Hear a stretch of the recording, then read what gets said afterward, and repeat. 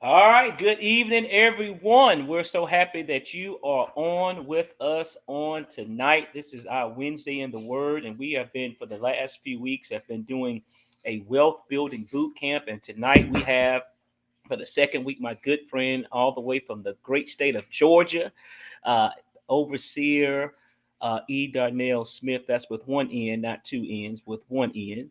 He is, as I told you last week, an American airline pilot. So if you're going to do any international travel, you may see this man of God taking you to your destination. He is an amazing father, husband, grandfather. He's a teacher. He's a coach. He's just a jack of all trades of serving the people of God. And we're just again so grateful and so honored and thankful to have him to be a part.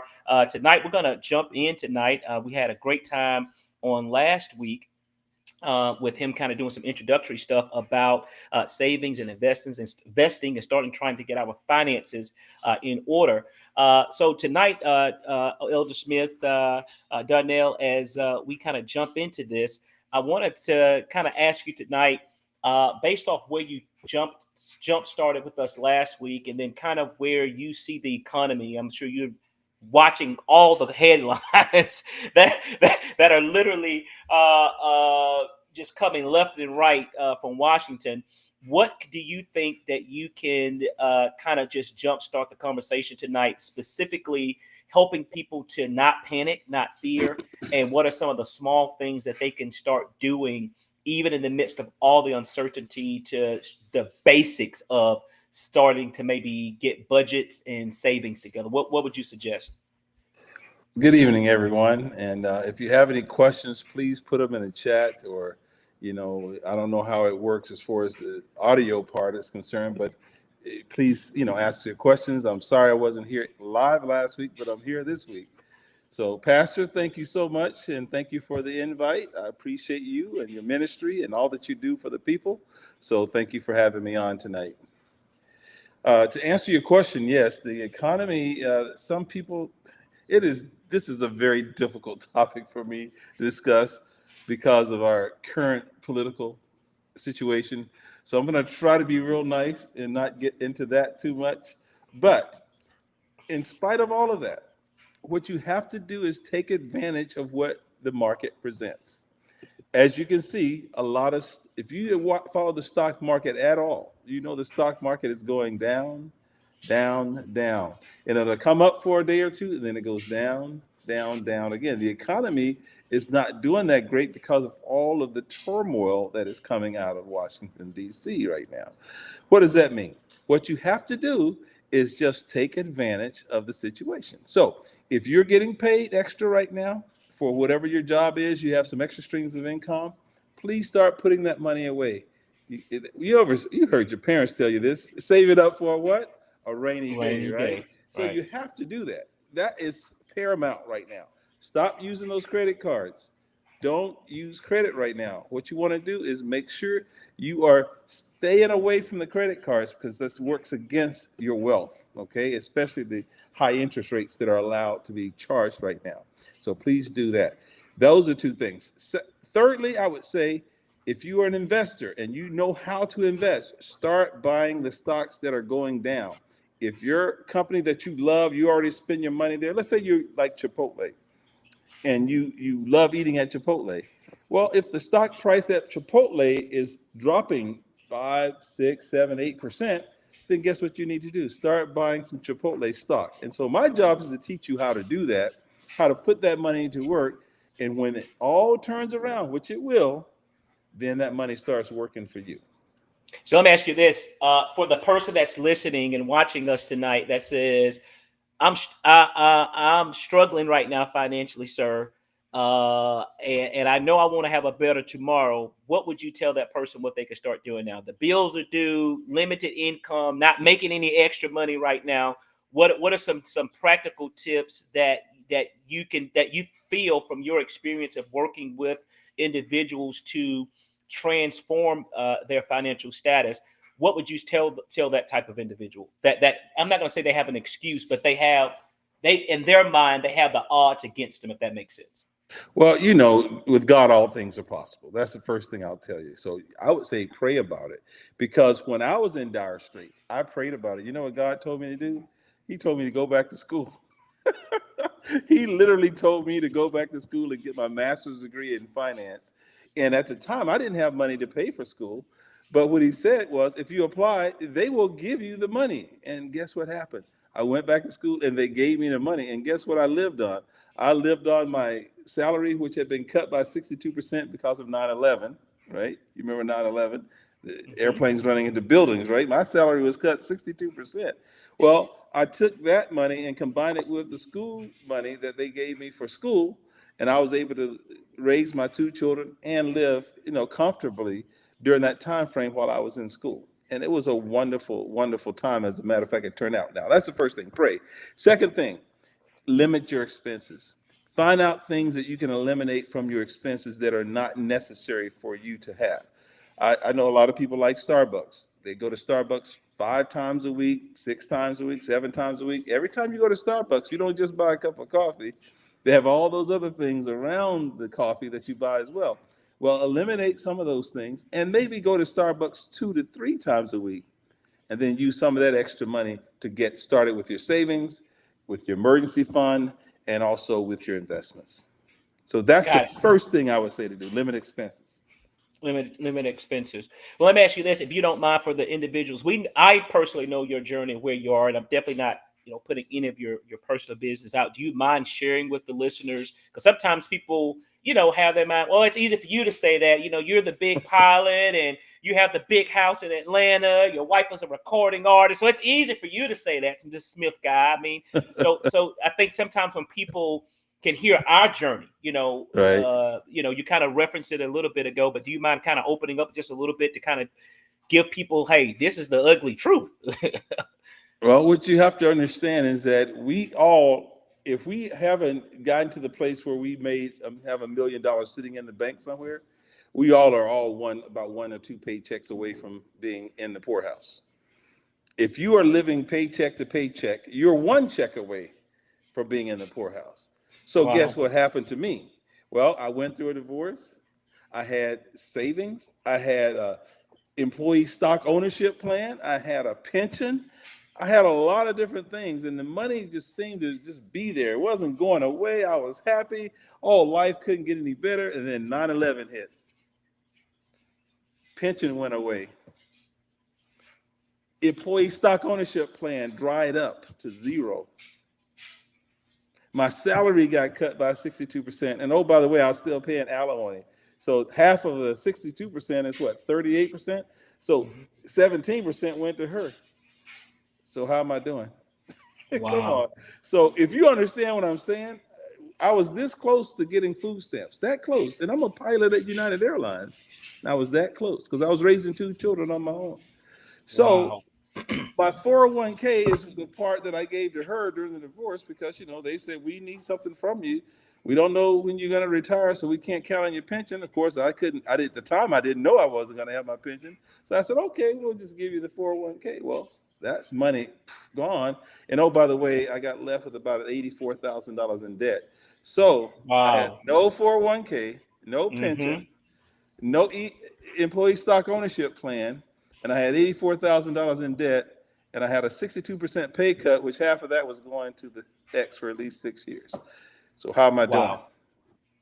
And I keep getting these knocks at the door. Sir, we need to come in and turn off your lights. We need to come in and turn the gas off. You don't want to do it out here. So they knock on the door. We know Wait, you're in wait, there. and wait, and still during this time, you're an American airline pilot. For United. I'm sorry, United Airlines. I Yeah. mean, oh, yeah, I'm sorry, United airline pilot, Yeah. and you're this close to food stamps, bills being disconnected, etc.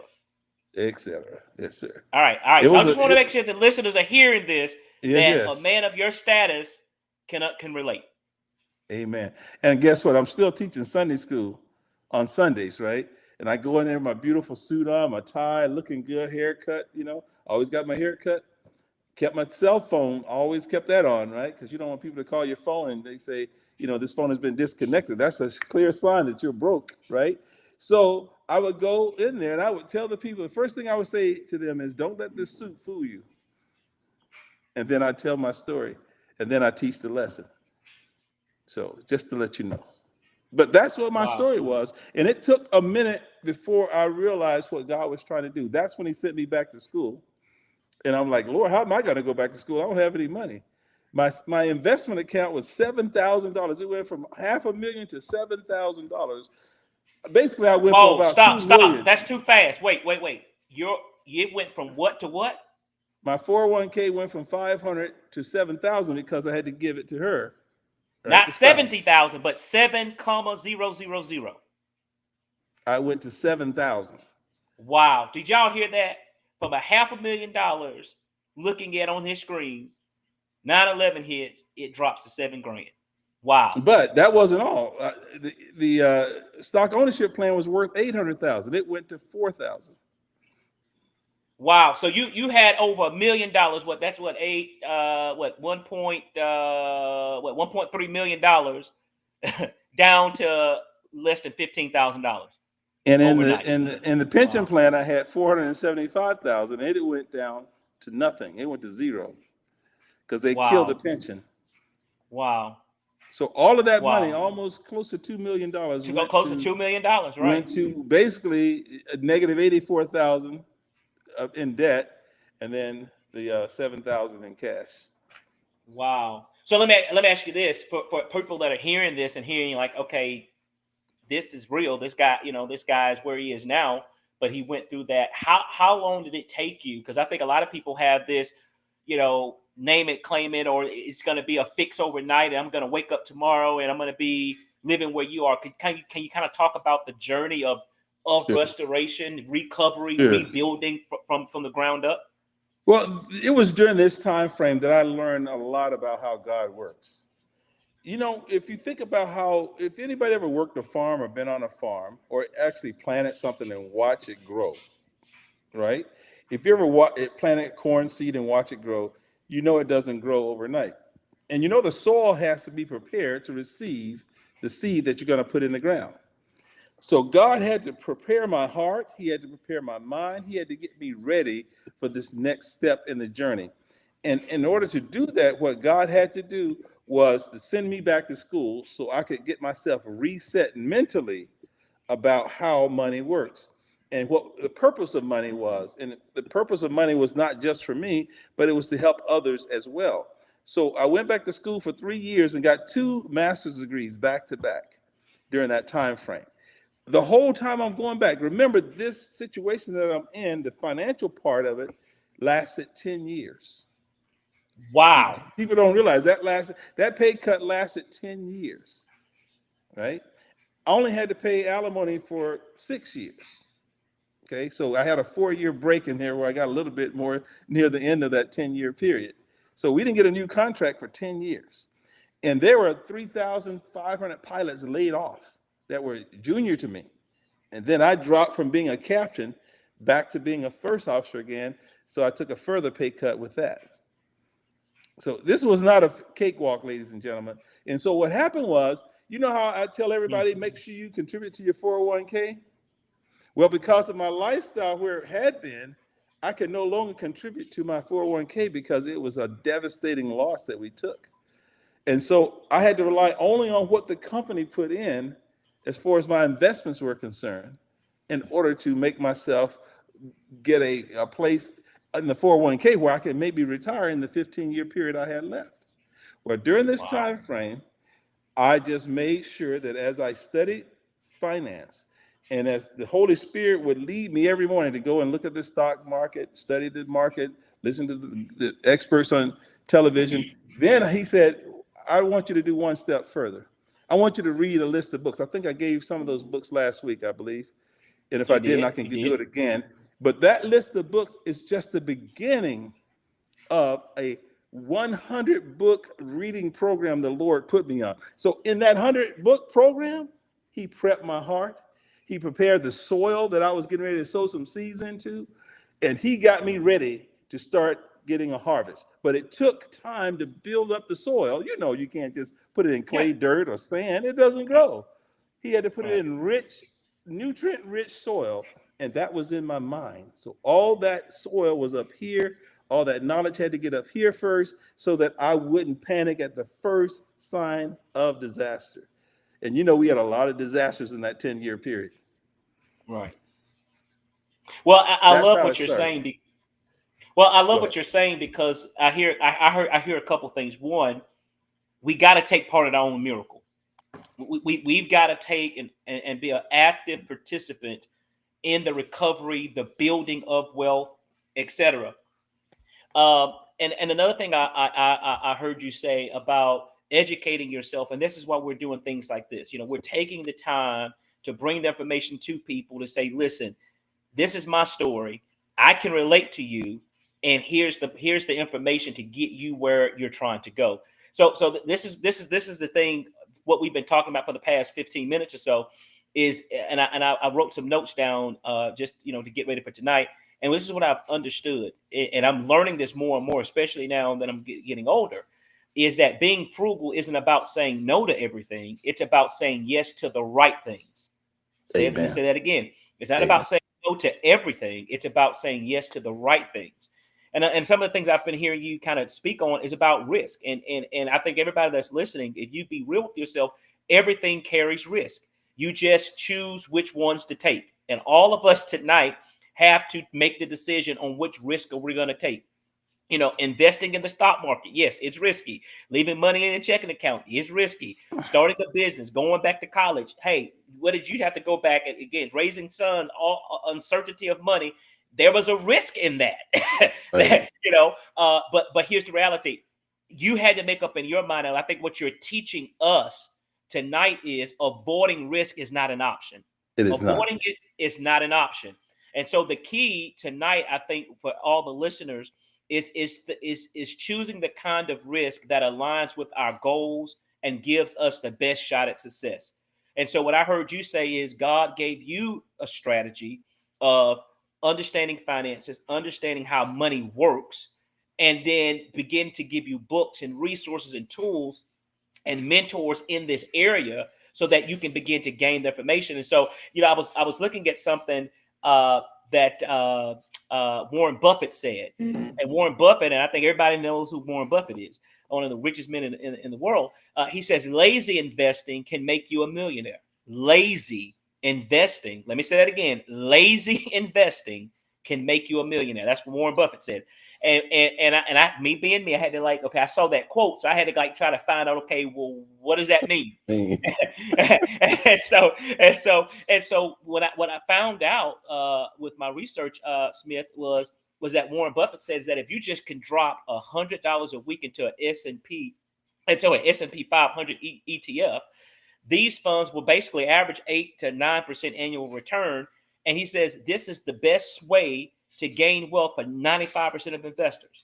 He said if you could stick with that for a period of time, and he gave about 30 years, you would roughly see at the end of that 30 years well over $1 million. And that's just $100 a week. Don't know anything. But again, lazy investor. So we got some people on here I know that you don't have 30 years left to wait for that. I get that. We understand that. And we understand that. And this is what I've learned too, Smith, and I think you'll agree with this, and I yield back to you. I think when it comes to rebuilding and trying to get our finances back and trying to get things back on and gain wealth and building wealth and generational wealth, etc., we try to skip steps. Uh-oh. We try to skip steps. The starter home is a starter home for a reason. Why? It's meant to teach us how to maintain a home, how to get used to the roof leaking, the hot water Right. heater going bad, the plumber having to come, the electrician having to come, how to Mm-hmm. keep the grass cut. That's the purpose of the starter home, how to budget, and also how to build equity. So then when you get to the next house, you say, oh, I can't go in a certain zip code. I can't buy this kind of house. I got to make sure it has this. So you start learning. So, we don't want to walk out and say, oh, well, my first house, I'm going to go buy $1 million property. No. We can't skip the steps of the basic, 2-bedroom, 1-bath house that may be 800 square feet, and then we learn over time how to trade up. And Yes. this is what I've learned, and this is what I heard another investor say, because I'm like you, I read a lot. Is smart investors move up when the numbers work, not when the Pinterest board says so. That's right. Woo! That's right. Let me say it again. Smart investors move up when the numbers work, not when the Pinterest board says so. And so they understand that I have to run numbers. I got to make sound decisions. And even with Mhm. myself, I Right. tell you all the time. My wife is the numbers lady. Like she Yeah. spreadsheets and budgets and all that kind of stuff. And so she is working on me and honing me in with a lot of my frivolous spending in certain things because we have goals. We have certain things that we're trying to do. And then she understands that in the next 7-8 years she'll be fully retired from the military, and so we'll still be very young and healthy, prayerfully, and be able to do things and pretty much be great at empty nesters. So we have to start preparing for that now. We can't wait another 5 years and say, oh well, let's you're down to 2 years left now. Let's see what we're going to do about the next 10-20 years. So yeah, I like what you've been saying, and I think that's so important for the listeners to hear. Yeah. So you can imagine my dismay. I had 15 years to retirement, and 10 of those years was spent in despair trying to figure out what's going on with United Airlines, what's going on with the industry. Are we ever going to get back to normal? What does normal look like? And then, of course, we had the housing crisis. Then we had the financial crisis. Then we had age crisis. There was a lot of different things that happened in the industry. So I said, okay, Lord, what do you want me to do? So I started reading Peter Lynch. And Peter Lynch taught us the way he ran Magellan. It was the most successful mutual fund ever. And the way he ran it was he paid attention to his wife, his children, his church members, and his neighbors. Whenever he saw them doing things over and over again, those are the companies that he invested in, especially his wife and children. So guess what I Wow. did? I started paying attention to everything in our house. Every time my kids ask me for something, and they'll say a statement like, "Well, Dad, all the kids are doing this." It was like ding, Wow. ding, ding, ding, ding. It made me think that's what I should be investing in. And then Warren Buffett reiterated those same thoughts and sentiments in his books. I read about 6 of his books, and the same thoughts came out. And I go, well, that's a pretty simple technique. Buy only stocks in companies that you understand and you already use, and you're already a consumer of those products or services. Why not become an owner? So I had to Mm, change my mindset from being a consumer to that of being an owner. And within wow. that time frame, with United taking whatever they were doing, my salary, it didn't grow. I was getting the minimum amount going into my 401k, but it was enough. Now, listen, ladies and gentlemen, it was enough because of what God had taught me: what companies to buy, when to buy those companies, how often to buy those companies, and then to just hold on to that stock. Warren Buffett said always 5 to 7 years. Well, at the end of that 10-year period, the 7,000 I had in the 401k was now worth a cool $1 million. It took 10 years, Wow. only because I was buying companies I loved, companies I understood, no weird, strange companies. I'll tell you what they were. I mean, it's pretty simple. I bought McDonald's, I bought Okay. Walmart, I bought Bank of America, I bought Coca-Cola, you know, I bought Visa and MasterCard, I bought Boeing, because I flew the Boeing aircraft. I bought some defense stocks in companies like, because I had flown fighter planes in the military, I bought Lockheed Martin and Northrop Grumman. I bought some of those. I bought Apple, of course. I bought Netflix when it came out, so forth and so on. So things are common every day, but my most favorite company of all the ones I bought was one day I came home and I asked my kids, I said, what are you guys doing? Oh, Dad, we were watching a movie. I said, well, we don't have any movie channels because I cut out all expenses. I said, we don't have a movie channel. They Right. said, Dad, oh, we're watching Netflix. I said, what's a Netflix? I didn't know what they were doing. And they said, Dad, oh, we're watching Netflix. I said, well, what's Netflix? I said, well, where you can go on and stream these videos of movies. And I said, well, we don't have Netflix.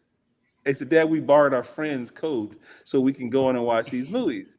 And I Right. was going, Dad, everybody's doing it. When they said everybody, the bell went off, and I went and looked it up, and I started buying Netflix stock. And I bought it until the day that Reed Hastings, the CEO, came on national television and said, oh, by the way, I'm going to start charging for you to have the streaming service and the mail-in service, because you can mail the disc back to him, Right, if right, you watch the right, movies. right. Well, when he said that, the stock went from $191 a share to $63 a share. That's a huge downturn. Most people would run away from it at that point. The Holy Spirit told me, go buy as much as you can.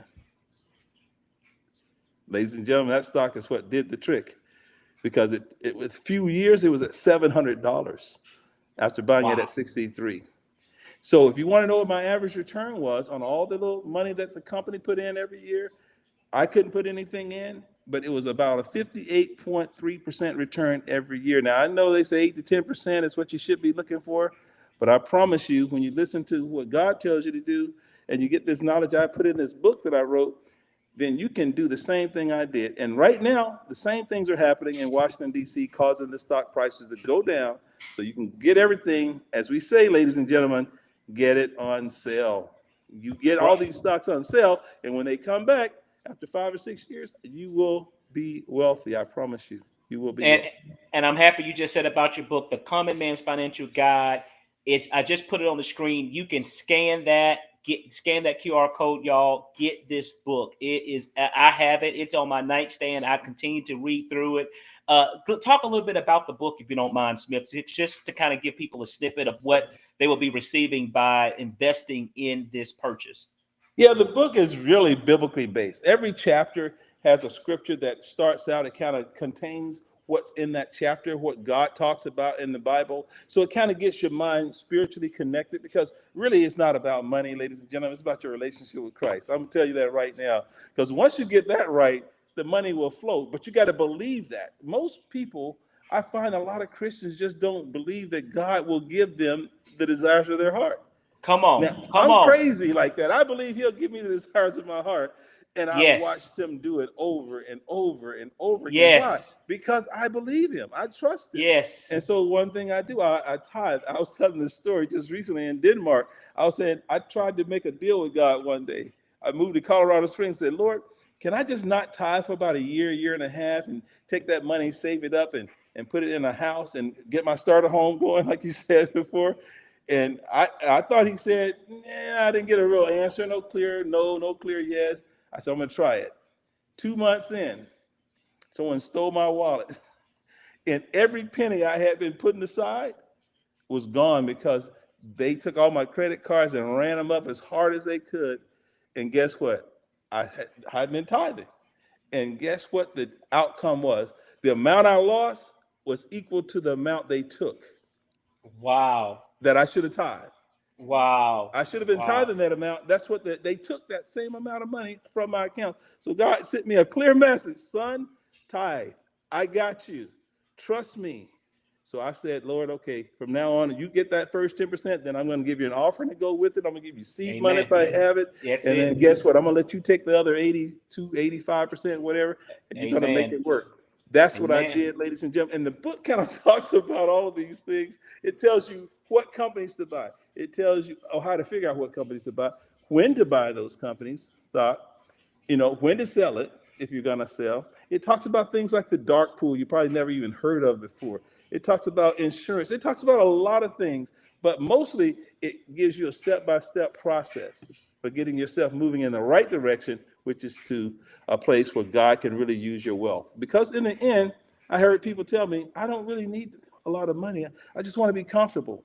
I said, well, tell me what that figure is, and I'll help you get there. And then everything above that, I get to keep. Got it. And quickly they said, well, I didn't mean it like that. I said, okay, good.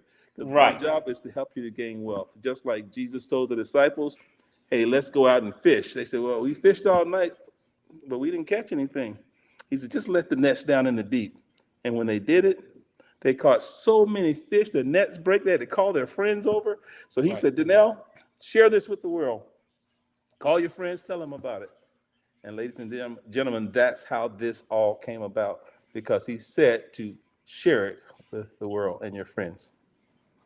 All right. I'm gonna go to the chat. I know we got people watching on multiple platforms. Drop some questions in it. Then Smith has a slide that he's going to jump into the second half of our live tonight. So if anybody have any questions or something you need him to like go dive into a specific topic area, a specific question, drop it in the chat. And because again, he's being very open and honest, and this is a great opportunity to get some questions answered with a person of his caliber. Again, get the book. I mean, if you have not ordered the book, it is a great book for you to add to your library. It is on the screen. I popped it back up again. Get it. Just scan that QR code. You can get it, and it'll get shipped straight to your home. And I know it's going to be a great blessing to you. And so that is something that you just absolutely need to do in order to get yourself together. While we're waiting on a couple of questions, Smith, let me ask you this: how would you encourage our listeners tonight to begin the process of putting together their budget? Of course, we've talked about tithing, of course, for those that believe in that faith principle. But how would you tell people to kind of organize their budgets? How should a monthly budget look like? Some people don't really know that. I mean, from your Yeah. experience, just the basics. What should be included in that budget? What should not be included in that budget? How should people start the budget? Is that something they should just put together one time and then that's it, or is it something they should look over daily, weekly, monthly, quarterly? What? Just kind of talk a little bit about kind of getting the basics together. If you can think of it like this, it's a 50, 10, 10, 10, 10, 10 process. Okay. So the first 50% of everything you earn that you bring home, because the tax man is gonna get his, you bring it home, and that 50% should handle all of your expenses, including your offering. That 50%. Now, it doesn't include your tithe. It's just the first 50% is going to handle all those bills. If your bills exceed 50% of your income, we're going to say $5,000. Just say it like that, $5,000. Okay. So $2,500 should cover your mortgage, your light bill, your utilities, your car note, any maintenance on your vehicle, any offerings you're giving to the church, or any charitable contributions you might be making somewhere. That's the first 50% of all your money. Okay. Now, 10% we know off the top goes to God. Period. That's just where he just says that's what your reasonable service, right? Reasonable, 10%. Then 10% will go to your education, to trying to educate you, like what we're doing tonight, buying books, taking classes, doing things like that, and educating yourself. Make sure you stay well read. 10% goes to having fun. So if you make 5,000, why not? I mean, if you bring home 5,000, why not spend $500 having a great time for you? Spend some money on yourself. Have some fun. Go buy yourself a nice pair of shoes. Go on a small, short vacation somewhere. Go have some fun. That's what that money is for. Going out to eat, going to the movies, whatever. Another 10% goes to your 401k. You should at least, or your Roth IRA or your investments.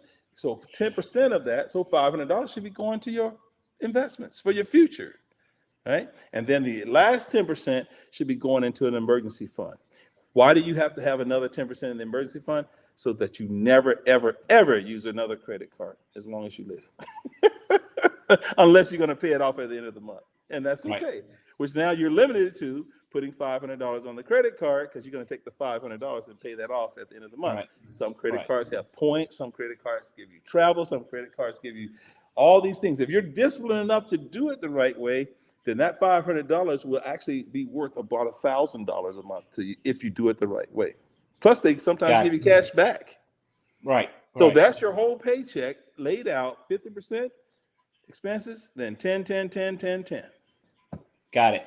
All right. Somebody just put in the chat the diversification. I'm assuming they're talking about with like stocks or investing or in that vein. Mm-hmm. How much is too much diversification? So what is it? Does it? I kind of know the answer, but I'm just going to ask it this Yeah. way, just to get, continue the dialogue. So when it comes to diversification and kind of putting together plans, does it matter how much I'm putting in, or is it my age that's the factor that I need to consider? What factors should I consider as I'm trying to do diversification? excuse me, when you first start investing and you only have a small amount of money to invest, it's hard to diversify. Why? Because you only have a small amount of money. You can only spread it so far, right, for it to be effective. So I would suggest if you have a small amount of money, no more than three, maybe four different companies that you want to buy shares of stock in. You have $5,000, you can bump that up to maybe six companies, seven companies. You have $10,000, you can expand maybe to 12 or 15 companies. But I never usually go over 20 different companies that I invest in. 20 companies, you can ease up to 25. Once you hit $1 million, you could probably be at 25 different companies, but still you want to keep it kind of close. Why? Because with 25 companies or less, down to about 15, you can still hit or be a part of all the different sectors of the economy, which is industrial, which is finance, technological investing. You can have, what is it called, consumer goods, things like that. All those things, you want to be a part of each one, and you want to find the best company that you already are, investing in through your spending, and find that company, and that's the one you want to buy stock in that particular company. So too much, anything above about 25 is probably going to be way too much for most people. If you have a lot less money than $1 million, then you probably want to do 5 to 7 different companies and keep it around right there. Is that what you're thinking? Yeah. So let me ask you this then. So average person here saying, okay, sir, I'm going to cut out Starbucks. I'm going to cut out McDonald's. I'm going to make me a peanut butter and jelly sandwich now for lunch. And I'm going to save an extra $200 a month, Smith. I'm committed. You have inspired me with your story and your journey. So I got $200 a month. What platforms are available from your experience? Would you suggest people to do? Clearly, someone starting out does not need to go to a high brokerage firm that will charge them a lot of fees and all of Mhm. those things. And there's a lot of companies out there now that you can kind of go through their questionnaire. What are your goals? This, that, and the other. And they'll kind of put together a plan, and you can just automatically say $50, $100 a month, or whatever it is. What would you suggest? What resources that are available, again, to kind of take the excuse from people to say, hey, you may not have $50,000 or $20,000 or $10,000 or even $5,000 to go into you know a place to just open up a brokerage account tomorrow, but you do have the $200. So these are the resources that are available. What would you tell that individual? It's interesting that now this was not a setup, ladies and gentlemen. We didn't talk about this ahead of time. It's No, no. interesting that he said this. We start all our children and grandchildren on investment accounts when they're born. We have a new granddaughter, and we started her with $250 in her investment account. So about what you said. She has 5 different companies that she owns. She has 5 companies that she owns right now. And over the last 6 months, her account grew from $250 is up to $360. And then you can do the math. That's a big improvement in investment right there. She had a big return on her investment, in other words, over that last 6 months. It's going down a little bit now because of what's going on in the Right. market. But that being said, what we like to do is use Schwab. Why? Schwab, it doesn't cost you a penny to open the account. It doesn't cost you a penny to trade a stock. It doesn't cost not 1 cent to buy a mutual fund or an ETF or a bond fund. You can every trade you make in Schwab is cost you zero, zero, zero. It's always zero. They used to charge back in the day. Wow. But once Robinhood and all these other companies came Right. along, they changed their way they charge, and they don't even charge you for any of that now. And also, you don't have to have let's say a stock costs $200, but you only have $20. Well, you can buy 10% of the stock. You don't have to buy the full Right. stock. Fraction. Yeah. So Fraction. you can buy a fractional share of that stock. So right Right. now, our granddaughter has fractional shares of all her companies, and she owns Apple, she owns Google, she owns Meta. So she's a part of the big boy club, right? But she Mm-hmm. only had that, and now she's grown with that big boy club over the last 6 months. So we Wow. just want to let you know that, and if you do that on a consistent basis, 200 a month, 200 a month, 200 a month, that money will grow like you would not believe. We have a question. My wife wants to know: do you recommend single stocks versus index funds for new investors? Yes, and I see cryptocurrency is another part of that. Yeah, Well, yeah. the reason I want to train you on single stocks is because I tried the mutual fund route. I tried the ETF route. Now, ETFs I like better than mutual funds. Let me just say that, first of all. What's the Okay. difference? What's A the difference? Right. mutual I was going to ask, what's the difference? a mutual fund is a fund that is supposed to be, and I'm using my terms carefully. I'm so sorry for this. They're supposed to be managed. In other words, there's supposed to be a manager that looks at those funds and say, we don't like this stock anymore. We're going to take that out. It might have 80 to 100 stocks in it. And they're supposed to be taking stocks in and putting stocks out. But every time they trade, they charge you for it inside the mutual fund. So you get a charge if you are part of that mutual fund. So if they're doing a lot of trading, they're going to charge you a lot of money. So some mutual funds carry a large expense ratio, if you will. So you got to be careful with who is in charge of that mutual fund. Where an ETF is different. It could have the same stocks as the mutual fund, except they're not being traded like that. They're not being traded every day. They're just one set of stocks that doesn't change. It might get changed once every 2 to 3 years, but not very often, like a mutual fund can be changed. And then the expense ratios are very, very minor in an ETF. It's called an exchange traded fund. That's the difference. Now, that being said, I like individual companies. Why? Because I know what I'm getting when I deal with an individual company. When you're dealing with a mutual fund, you have 80 companies, right? And at the top 10% to 15%, those are going to be your winners. Mm. Then you have that middle group, they're going to be more mediocre. Then you have the bottom group that are going to be losers. Well, I don't want losers in my portfolio. I don't believe in buying losers. Mediocre is okay sometimes, but usually when I'm ready to retire, mediocre is fine if they're paying a nice dividend. But I really want to concentrate on what? Winners. Because winners are what made me go from 7,000 to 1 million. It wasn't the mediocre companies that did it. It definitely wasn't the losers that did it. So I always focus on the winners. Amen. And how do you pick a winner? Dad, everybody's doing that. Dad, everybody's. When I hear my kids say that, then I know I'm on to something. I still do my research. I still check their numbers out. So then I know they're winners for sure. Cryptocurrency. I asked my son just yesterday. I said, son, you're going to be 34 here soon. I said, if you could do anything different, what would it be? He said, Dad, I would have bought cryptocurrency when it first came out. Right. I said, if you had a crystal ball, son, everybody would have bought it when it first came Right. out. Right. Right. Right. Right. So they would have bought Apple when it first came out. They would have bought, Home Depot when it first came out. Anybody would have done it, had a crystal ball, but we didn't know. And he said, what do you think now? I said, well, cryptocurrency is one of those things that I cannot put my finger on. Mm-hmm. And I say that because even though I read the research on it, I researched it myself personally, I still can't put my finger on what makes it tick, except for the fact that they say there's a limited supply. And then they say that demand is what's going to drive the price up. But I keep seeing it fluctuate. So my question is, why is it fluctuating so Right. Right. violently? Right. It's very volatile.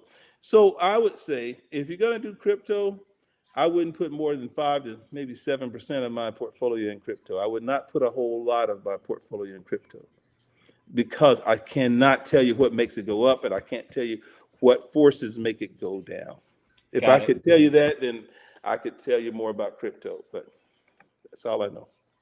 Got it. What's Schwab? Because I didn't know that. Is there a specific account that people need to look for if they go to their website? If they Google, Charles Schwab. Is Yeah, there a if you go, specific account? Go yeah, ahead. if you go to schwab.com, just schwab.com, there'll be an orange button that says open account. And when you push that orange button, all the accounts that you can open with Schwab will pop up. They'll have a brokerage account, they have an IRA account, Roth IRA, traditional IRA, Roth IRA account. It'll have custodial accounts, educational accounts, and it will have something like trust fund accounts. All those things are available to you. It just depends on how you want to use the account. Do you want to use it for retirement and not get taxed on it? And these are lessons, these all have lessons of their own. So I don't want to go into detail on them, Yeah, but yeah, yeah. they Break will break that be. down just a little bit. Break that down Just the a little different bit? types of account. Yeah, Okay. just a little bit. Real Yeah. quick. Brokerage account means you put the money in, you get taxed on any increases during the year that you might gain in the account. So if you $1,000, it grew $100, you get taxed on the $100. You might pay a few pennies on that. Not going to be a big deal. But guess what? In a brokerage account, you put the money in, and whenever you're ready, you can take the money out. No penalties, no charge, right? Because you pay taxes on the money prior to you putting it in the account. IRA traditional means you get a tax break on the money you put in that traditional IRA. So when you file your taxes, it'll say, how much did you put in your IRA? Well, guess what? Now that money comes off your adjusted gross income, and you no longer have to pay taxes on that money. Why? Because it's going to get taxed when you retire after 59 and a half years old. So that's traditional IRA. Roth IRA, you have to keep it for 5 years at least. But after that fifth year, you will pay no taxes on that money in retirement. Why? Because you've already paid taxes on it as you put it in. You don't claim it on your taxes like you do the traditional. You just don't ever pay taxes on it in the end because you paid taxes on it in the beginning. So Okay. that's the beautiful part. But you got to keep it 5 years in order for it to activate. Does that Okay. make sense? Okay. Okay. And then custodial accounts is for all our grandchildren, children that are under 21 years old. You can go on with them. They can't have their own account until they turn 18. But you can go on there with them as babies and sign them up. Once they get the Social Security number when they're born, and you can watch that account and grow, grow, grow, grow, grow. We have one grandson. He's already at $47,000. He's 8 years old, ladies and gentlemen. Wow. Wow. 8 years old. Say that one more time. He's how He's old? 8 years old. He's worth $47,000 in his own right. That's his custodial account because the parents all put in $50. All the grandparents, he has 4 grandparents, we all put in $50. Actually, he has 5 grandparents. We all put in $50. So he has about $300 a month going into his account, and we've been doing that since he was born. Wow. His brother's worth about $4,000. He's 4 years old. And then, of course, baby girl, she's the newest addition. She's just over 1, and she's worth $360 because we just got her started. Wow. And those are Wow. custodial accounts. Of course, the educational accounts are ones that are grow tax-free. You can use them tax-free strictly for educational purposes. And when you say that, are you referring to the 529 plan? The 529 plan. Okay. Okay. I don't particularly like those because the money is too restrictive. I'd rather make them a millionaire in their own right by the time they turn 21 by doing it in the brokerage account or the Gotcha. custodial account. Let it get taxed. I don't care.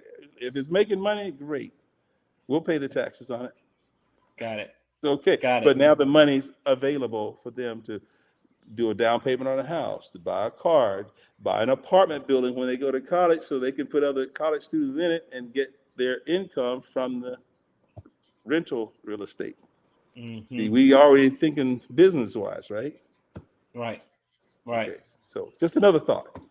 I love it. Let me ask you this. So a person for savings, sometimes people, you read stuff online, savings accounts are not good because, you're not really getting any interest off of them. You should put it more in a brokerage account, this, that.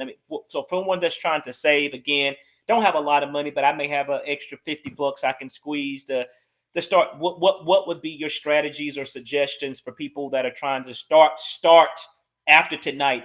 I have nothing. I have zero. Zero. So what would you, if I came to you for help and say, hey, I need to get on this journey. You're helping me figure out my budget of 50%, then 10, 10, 10, 10, 10. All right. So now I need to start trying to save a little bit. I don't have a whole lot. What would you suggest? We're going to put everything in the buckets, just like we said. That's what we're going to do. 10% in a 401k, an IRA, some kind of a fund that's going to take care of your retirement. Because the last thing you want to do is retire and have no money. Who wants to retire and have to depend on Social Security? As we're seeing, it could be taken away at any time. Right. So you got to get that bucket, okay? 10% in the emergency fund. So if you only have $50 in each bucket, you're going to put 50 in the IRA account or 401k. You're going to put 50 in your fund bucket. You're going to put 10% or $50 in your educational bucket. You're going to just keep the buckets the same. And then that 10 going into the emergency fund, that can be a savings account. It could be a brokerage account. It could be a account. It has to be something that can be liquidated within 1 or 2 days, though. Okay. You can't have it in something that you got to sit there and wait 6 months to get the money out. Gotcha. Like a CD or something. You can't put it in something like that. Gotcha. Okay, CD is a certificate of deposit, and those have time limits on it, ladies and gentlemen, or time constraints on it. You can only take it out after a certain amount of time. So you So don't so want to what have it like that. so what would be the use of an emergency fund? Because you've referenced that a couple times in this. So what's the purpose of it? What can I use that for, Smith? Now, you already know the answer to this, right? When you have an emergency. And what is an But what emergency? constitutes the proper emergency? You're the master with this. Your You're the car coach. just broke. Something Hmm. went on. You had to pull over to the side of the road. Smoke's coming out from under the hood. You gotta get to work every day. Okay. What are you gonna do? Your emergency fund is there to either rent you a car, take your car into the dealership to get it fixed, or down payment for a new car. That's what that emergency fund is for. It's not for you to go get a credit card, with $10,000 and fill it up real quick so you can have a car to drive, because that's going to cost you a lot more than $10,000. Right. But you use your emergency fund to get all those things taken care of, depending on how you want to do it. Okay. And we can talk about what you should do, based on the car's age and all that stuff at another time. But the point is, you have money available, and it's not forcing you to go into debt that costing you what we call compound interest that's working against you in the form of a credit card. Compound interest is good if you're what? Earning it. It's bad Right. if you have to pay it. If you have to pay it, right. Let me ask you this. So, kind of going back a little bit to the budget, I don't think we went over this. So, how often should a person review their budget? So, I got you gave me the kind of the steps of taking what I bring in, dividing it up to 50, 10, 10, 10, 10, 10. But how often should how often should I be engaged in working with my budget? It depends on what kind of a credit you have that you're paying off inside the expenses. If you're not paying off credit cards, if you're not paying off revolving credit, if you're not paying off anything that eventually will go away, like a car note, like that, if those things aren't in there, then that extra money that you have in that budget should go to some of those other buckets. So you can increase from 10% to 11% to 12% in those other buckets, right? So how often should you review it? Well, as you pay things off, it's time to review it Okay. as Okay, you let me pay ask you things this. off, but So only that's in the expense bucket, because otherwise, the other buckets, they're going to stay the same. All right, so that's good. So, what would tackling debt? I think I'm sure you watch again the headlines and things like that, and I'm sure some individuals are watching tonight. Or watching debt increase. Maybe not have hit you with the $84,000 debt that you were that you were saddled with at that time of you rebuilding. But what would be your suggestion of instructing someone not to be overwhelmed? I may have 15, $20,000 worth of debt, and I want to get from under this. I still have limited income, Smith. What would be your recommendations, because you've journeyed through this? To Is it, because there's so many people with different views of, pay off the smallest debt first and then build up. You got some people, this, that, what would you say from your experience, because you've journeyed with this, to tell someone how to start dealing with the debt that they have, to so that they can start becoming debt free and get some free up some of that money? In the Bible, Jesus told the parable of the manager, of the owner who went away and he left the money for the people to use. He gave one talent, one two, one five, right? When he came back, the one with five had become 10, the one with two had become four, and the one with one did what? Buried it, right? I can't do no more than that, boss. I'm strapped. I'm Hmm. tired. I don't want to go to work at another job. I don't want to do nothing else. I don't want to invest. I'm scared to invest. That's what they were saying, right? They hid the money under the mattress. And then when the Hmm. boss came back, he said, "Hey, I'm just giving it back to you, man. I couldn't do nothing with it," right? Well, guess what he told you to do? He told you to what? Invest it. He said you could have put it with the money lenders and made me some interest, right? So what is God really saying there? What he wants you to do, first of all, you should have more than one stream of income. That's what he's Mm. telling you. You need to have more than one stream of income. He's giving you multiple talents. It's called passion. If you got something that you're passionate about, something you would do for free, something you would do every day if you would not get bored doing it, and you love doing it, and now you can get paid for it, oh my God, that's a stream of income.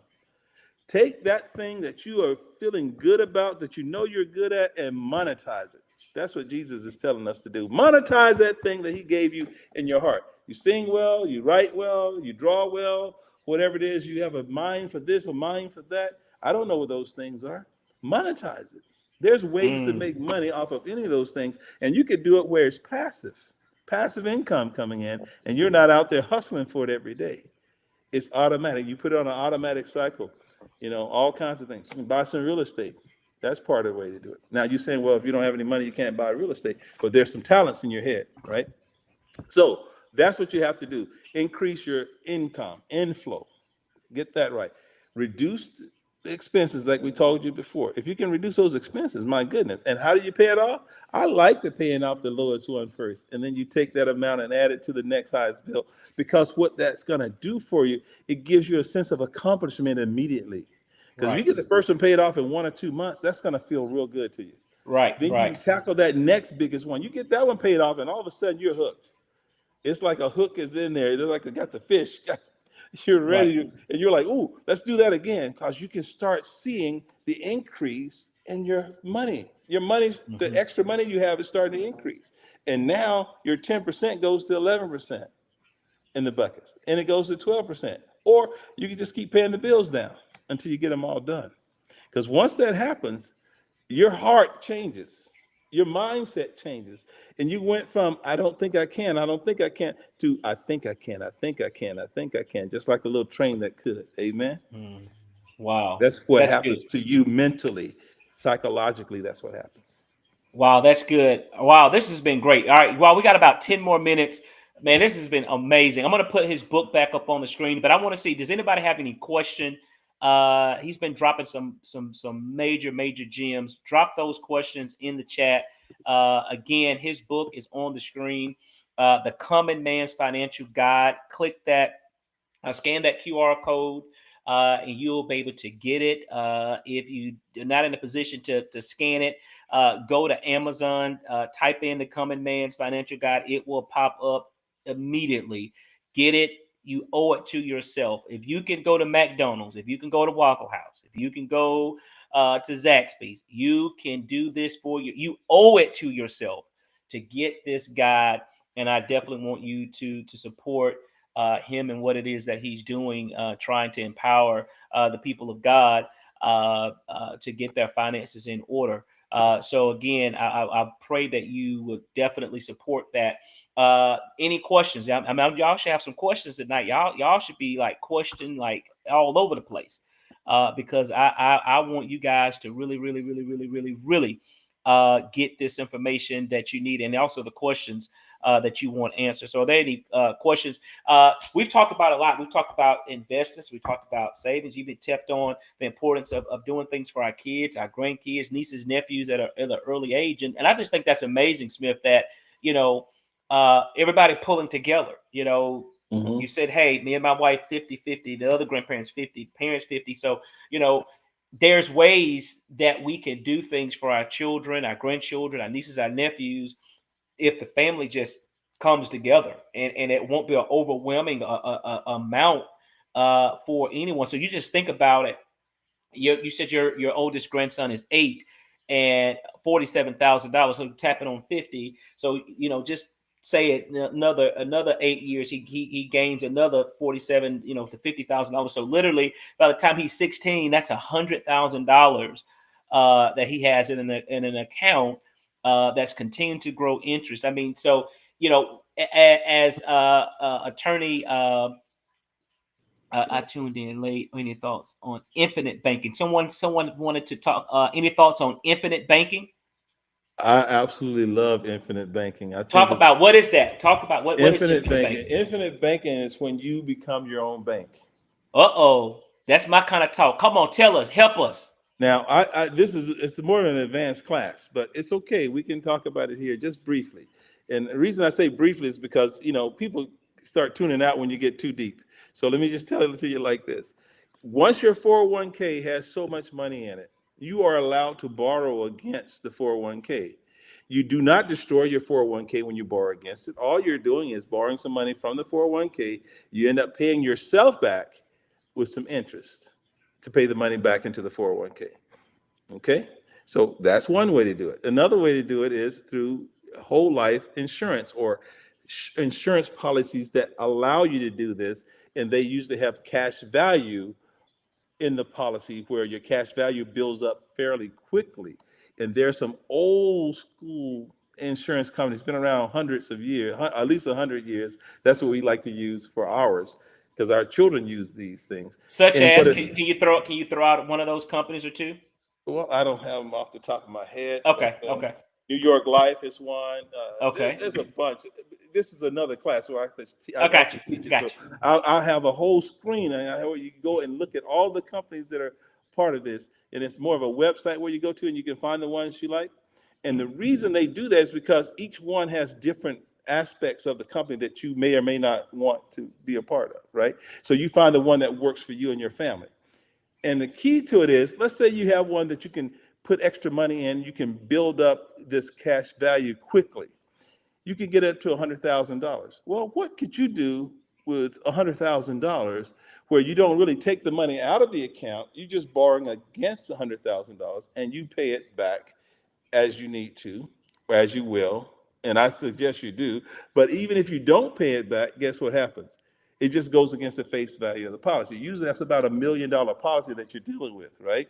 And if Right, you're dealing with $1 million policy, if something happens to that person who the policy was on and they pass away, and you borrow that 100,000 against it, the cash value, you just end up getting 900,000 for the policy. You don't get the right, full 1 million. right. That's the only difference that's about. And guess what? Wow. The money that you receive from an infant banking policy is not taxed. They cannot tax insurance. Insurance is not taxed. You pull money out of the 401k, you don't pull it out, you just borrow against it because you're borrowing the money. There's no tax on that. So now you have access to a 401k that I tell you, you should always max out every year if you can. Uh, And what's that amount to max out? Just so for people, well, what's it that amount? depends really on your company because your company is going to be the one that determines that how much they're going to pay. They could pay 6% of your salary. They could pay 4%. Oh, Our I'm company thinking about RA. I'm sorry, I'm thinking about RA. What's the numbers with IRA the is RA? Yeah, 7,000. 7,000. Okay. But though even those can be doing the same thing. The key to the infinite banking though is the no tax policy, and you're paying yourself back an interest rate over time. Wow. So when you want to buy a car, you borrow the money from yourself. You want a down payment for a house, you borrow the money from yourself. You want to send your kids to school and you need to pay a tuition fee, you borrow the money from yourself. And then you pay it back over time with interest to yourself. Hmm. That's the whole concept. It's a lot Wow. more complicated than that, and I can go into But more that's the detail short another time, version. but that's the Got it. short version of it. Did that help answer the question? Any Uh, thoughts on infinite all banking? right, Miss Renee. Hope that answers your question. Let us know in the chat if that did. All right, my wife has a question. Do you see it on the screen? Hmm. All right. Now, Well, grandchildren with yeah, with custodial custodial. accounts. Yeah. Do you still Yes. recommend Oh, purchasing yes. additional life insurance? Let's look at the purpose of life insurance. Life insurance is designed to be a asset protection, right? It's the overall arcing. It's like over the house, you have this thing that protects the house from rain, sleet, Hmm. snow, and hail. Hmm. That's what insurance does. It protects everything. So everybody in the household gets protected as part of the insurance plan. And I always put these in the trust. Whenever we do trust classes, I talk about trust. Everybody has an insurance policy. Every single person in the family, right? And Right. what it does is, like my grandson with that 47,000, if something ever happened to him, we still got we have a $40,000 policy on each grandchild. It's very cheap insurance. And they do come with cash. These ones come with cash, a little bit of cash value because what are Right. we doing? We're trying to set up their infinite banking policy so when they turn 10 or 11 or 12, they will have $4,000 to $5,000 of cash value in these $40,000 policies that we're building for them. And it's very inexpensive when they're young. It's so Right. cheap.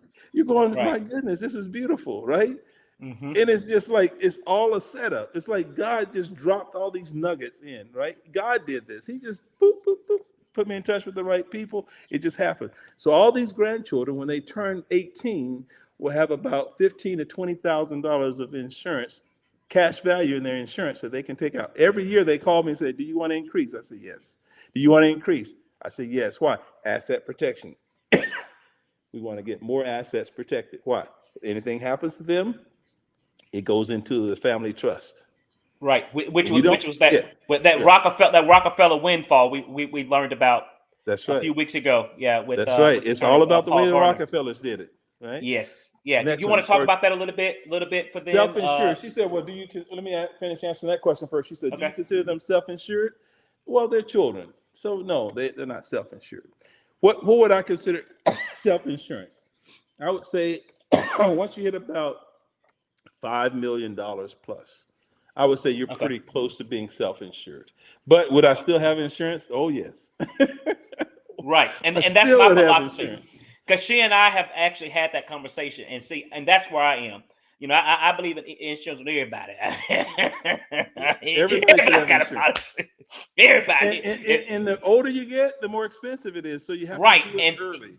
exactly. So that's why I was telling you, while the kids are like young, good health, no health issues, you could easily put a six-figure amount on them and pay pennies on the dollar now. And then the good thing about it is the older they get, the premium would never change. If you get Yeah.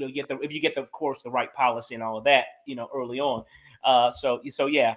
So talk about a little bit about, as last few minutes, the Rockefeller windfall and how you can kind of use insurance to kind of help build some of this generational wealth, and again, something basic like that, because again, Yeah. that's what they did, and to this Yeah. day they still use life insurance as a means to fund their family trust. So Almost all rich people do that. Okay. wow. And let me just say it like this. First of all, let me ask Lakeisha. Jasmine said, 401k TSP, you can put in personally, you can put in 23,500 max. That's what you can put in. Your company can put in up to, I think, another $40,000 up to 63,500. And then if you're over a certain age, they can even do even more than that. It could Oh be wow. pretty high. So if you look at all the numbers, it's a lot higher than the 23.5. So if your company's matching, it can go much, much higher than that. So try to get all you can. Okay. So don't leave any money on the table, because think about it. If you put $1 in, they put $1 in, that's 100% return. And you didn't That's a have to good way do of looking at it. anything. That's a good way You of put a looking at it. dollar in, they put $1 in, that's a 100% return on your finances. That's what you want to do. So max it out, ladies and gentlemen. And then any extra than that, we'll do it over here in these brokerage accounts. Now, getting back to what you're saying about, the question is? Rockefeller windfall. Rockefeller. Okay, Yeah, Rockefeller. windfall. So you had Rockefeller, and you had what's that other family? They built the Biltmore. What's that family called? They're up in New York. The Carnegies. No, Cooper Anderson is part of them. I forgot their name. Anyway, they were another billionaire. Rockefellers and those people had the same amount of money. They were equal when Rockefeller passed away. And the Oh, the other family, Vanderbilts. The Vanderbilts. The Vanderbilts. Vanderbilts. The Vanderbilts decided to take their money and they split it between the four children. And then when they split it between the four children, those four children had children. And then as they passed on, that money got split again. That's the generation we're with now. Most of them have less than $300 million among the kids. The one who has the most, I think, has 300 million. Whereas the Rockefeller fortune went from their couple of billion dollars worth now over $12 billion. So that whole family is living off of a $12 billion like endowment. And every time someone passed away, that life insurance was paid to the trust fund as a beneficiary. The trust fund became the beneficiary for all life insurance policies inside the Rockefeller clan. And that just kept fueling the money and making it grow, grow, grow, grow, and grow some more. And I had a friend who was Jewish, and the way they do it is all the grandparents are insured for at least $1 million, every single grandparent. And when they pass away, the money skips a generation from the parents of the children or their children, and it goes to their grandchildren. Grandchildren. Right. That's the way they do it in the Jewish family. So that's a different way to do it than the Rockefellers. It still works because it avoids all the taxes. But Right. what's cool about it is money is always in that family. The wealth is always in that family. They never are unwealthy because you always gonna die. Some you can't live forever, so you will Got die. it. And when you die, the money gets passed on. That's it's a lot here, guys. It's a lot to Right. unpack. And we Right, got around right. the Well, no, subject. this is We got to good. do it This is next week. good. This is good. So you are an advocate to have some type of insurance policy in place as a part of your holistic plan Yes. of wealth building, financial literacy, and stability. Even if it's just $10,000 per child, $15,000 per child, that only costs you a few pennies a month. It's not very much. At least get them started. And guess what? You can give them the policy later. They can have Right. it. You can Right. transfer it to them. That's the beautiful part about it. You don't have to keep it. You give it initially. Why? Because something happens to one of your children. It's good to have some money to take care of their final resting expenses and things like that. And then some things that you can use for other things. You can start an endowment fund on their Hmm. name. You can start a charitable organization in their name. All kinds of stuff you can do to help other people once you do that. Okay. All right. Any final questions? Anybody as we go? Any thoughts for you, Overseer Smith? I'm gonna pop your book back on the screen. Any areas you think that we missed, or you want to reiterate, or anything of parting words? All Well, right. Again, someone said they came in late. They said, will there be a replay and will there be more of these? I think this next week there's going to be another yes. class Next week, next yes, week. sir. Next week, So next we're week going we're to do gonna be another coming one back. next week that'll Yep. cover that. But what I want you to do is, if you get this book, I think you should get it. And I wrote this book in common language. I wrote it so that you could understand it. Now, there's some financial terms I couldn't get away from. I had to use the actual term, the financial term. So I put a glossary in the back of the book. This book contains about 85 different books, concepts, ideas, thoughts, how to's, what not to do. 85 different books went into this one book, and I tried to break it down as simple. And the way I did it, with God led me to do it, was I just told my story and Hmm. told you how each of the authors that I read about impacted me personally. And what that did was led to this book to flow the way it does. And I think you'll find it a joy to read. It'll make you laugh. It'll make you cry. It'll make you chuckle inside. It'll make you see yourself, I hope. And then hopefully more than that, it'll motivate you to get started right away with your investment life so that you can have a pleasant future when you get ready to retire or even before you're ready to retire. Awesome. I love it. I love it. Well, again, I'm so grateful and I'm so thankful for you. I appreciate your passion for this, of really educating the kingdom of God as it relates to finance. And you have been a great blessing to me personally. Your support means the world to me and my family. We're grateful and thankful for you and Lady Yolanda for all that you guys do for us.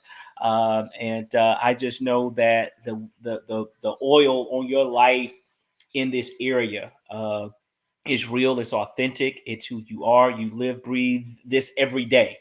And so every person that's on this platform that tuned in, whether you're watching us live or going to catch the replay, I highly again recommend you to get the book. Uh, Take the notes that were presented tonight, the information that was presented tonight. Take the notes from that, and then join us next week. We'll be back next Wednesday night in conclusion of all of this. And I know he's going to come strong, probably reiterating some things, and then uh, guiding us into some new uncharted territory. And so again, get the book now. Again, now some of y'all are watching me, seeing me my shirt. This is one of my shirts from my clothing brand. So I gotta put that on the screen. So if you want to rock a millionaire shirt, t-shirt, you can get it in long sleeve or short sleeve. It's $26.50. Scan that QR code, add it to your collection. My favorite shirt, y'all know I wear this often, Smith, is Generational Wealth Builder. So that's my go-to shirt. I love wearing that shirt. Again, it's $27.50. Go ahead and get it as well. We got the hoodies, we got shirts, all colors, all sizes, all shapes, all of that good stuff. And my favorite shirt is the Giraffe Perspective.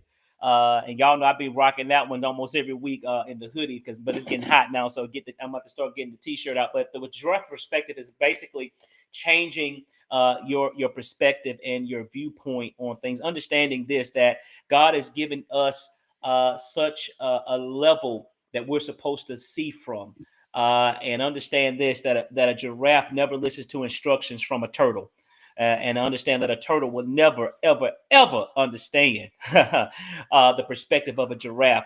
And so I want your support. Go to our website, saidmcmillan.com. Get you a million hair, HEIR. Because again, everything that we just talked about, this is from Deuteronomy 8:18 is on the shirt. And like Smith was talking about, we believe everything from a biblical perspective. And so God gave me this. And so we've been rocking, my wife and I, generational wealth builder shirt and all kind of stuff. So get it. And then lastly, I gotta tell you this one, because y'all know God has opened so many doors with my book. So if you have not gotten my book, Overcomer, I too have gone through. I was at the point of almost, y'all, of having to file for bankruptcy. Everything in the world that could have happened to me happened to me. And so I had to sell cars. I had to do all kind of crazy stuff. But God is a restorer. And as Smith talked about, going through that journey, that process of rebuilding, it takes time. It takes time. It takes time. And so there's so much in this book entitled Overcomer. Get that book. It's $20. Go to my website, saidmcmillan.com. Scan the QR code. If you can't scan the QR code, just go to saidmcmillan.com. The website is at the bottom of this screen. Everything's on there. I'm so grateful and thankful. Let's see. I think we got some more questions. Blessings, Elder Smith. Great nuggets. Much love from Team Brandon. Okay. Ms. Renee says she just purchased your book, Smith. All right. You want to give us some? You want to talk to her about it? I think you're going to enjoy that, enjoy it, and you're going to hear some quotes from my mom and my dad in there, things they taught me, and I didn't even know they were teaching me financial literacy at the time, where she could take one chicken and feed 8 of us. I'm like, how in the world are you going to feed 8 people with one chicken? But she did it almost every week. And then when the pastor came, she added some more. She either put a roast on or something else when the pastor came over to eat, because he ate a little bit more than us, so she had to make sure she could fill him up. But I had my favorite piece of chicken. I had the neck and the back. That's what I ate. Y'all said, how you eat the neck? Meat on the neck. Well, I figured it out. Had to figure it out. Had to Figured figure it it out. out. So you're going to read about that in the book. So enjoy that book, girl. Hey, awesome, awesome. Well, next week, let me ask you this, Smith. Not to necessarily give it all the way, but what can our viewers look forward to next week? What you're thinking about taking us on the journey next week? What can they expect? Next week, I'm gonna give you the how-to. I'm gonna show you how to do it. We're gonna break it all the way down. I'm gonna walk you through it, and I'm gonna show you the greatest stock this country has ever seen, Okay. and that you can still buy it today, and it's not going anywhere. And when I mention the name of it, you're gonna say, "Really?" I'm gonna say, "Yeah, really." And you can Okay. still get it today at a Okay. decent price, and it's still gonna continue to go up. Amen. Okay. All right. So next week, y'all, you heard it from the man himself. He's diving into the how-to of all of this. So we've thrown a lot of information, but now he's going to give you the how-to, and we're going to go step by step with it. So I'm excited. I am pumped. I'm excited for what God is going to do on next week. So don't miss next Wednesday, 8 p.m. Central Standard Time, 9 p.m. Eastern Standard Time. We're going to have the man, the myth, the legend, none other than the United Airlines pilot, Donnell Smith, the money man, how to make money work for you. All right. Well, Overseer Smith, it's who we are as men of God. Do you mind closing us with prayer on tonight? Amen. Our hearts and minds on Christ. Dear Lord, we just thank you for this time that we have, because you've given us a mandate that we not only should have life, but we should have life more abundantly. And to me, that means in all areas, whether it's just a matter of being more psychologically sound, more physically sound, Lord, in our bodies, Lord, more spiritually sound, especially in our walk and our relationship with you. But then we have to add that financial piece that most people want to leave out. And they'll go, well, that's okay. I don't really need to have all that. That's just an excuse, because the reason why is because we haven't been taught it. So we want to thank you tonight for teaching us, because these are your thoughts and your feelings that you gave unto me, and I cannot take credit for what you've already done. So I thank you in advance, Lord, for what you did tonight, what you did in the past, and what you're going to do in the future for all those who tune in with us today. We thank you, we love you, and we praise you. We thank you for Dr. McMillan and his lovely wife, and for what they're doing for your kingdom while they're here on this earth. In Jesus' name we pray. Amen. Amen. Again, thank you again for tuning in tonight. We pray that something has been said that have encouraged you, that have strengthened you to do what you got to do to really, really, really go to the next level. We look forward to being with you guys on next Wednesday. If you have any questions, write them down, have them ready for next week again. Smith is going to be going straight into the how to, putting it together so that you can execute the plan of restoration as it relates to your finances. So again, have an amazing night. We're so grateful and we're so thankful for you. You all be blessed on tonight.